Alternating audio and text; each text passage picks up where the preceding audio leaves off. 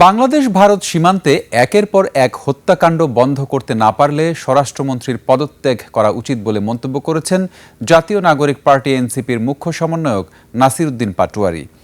দল মত নির্বিশেষে সবাইকে সীমান্ত হত্যার বিরুদ্ধে দাঁড়াতে হবে বলে মন্তব্য করেন তিনি।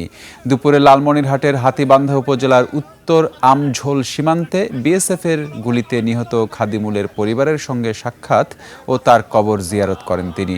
সীমান্তবাসীকে রাতে লাঠি হাতে পাহারা দেওয়ারও আহ্বান জানান নাসির উদ্দিন পাটোয়ারি।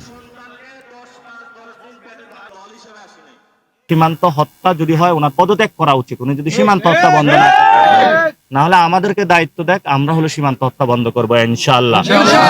আমরা যদি অস্ত্র না থাকে আমরা বাস নিয়ে রেডি হবো সীমান্তে, কিন্তু ভারতীয় বাহিনীকে এখানে অনুপ্রবেশ করতে দিব না। শেষ কথা যেটা বলবো, ভারত থেকে বাংলাদেশে পুশিং করার চেষ্টা চালাচ্ছে। আমরা সরকারকে বলবো সকল পুশিং বন্ধ করার জন্য, সীমান্তবাসীকে সজাগ থাকার জন্য, রাতে পাহারা দেওয়ার জন্য বাস নিয়ে, যাতে ভারত থেকে কেউ বাংলাদেশে তারা পুশিং করাইতে না পারে।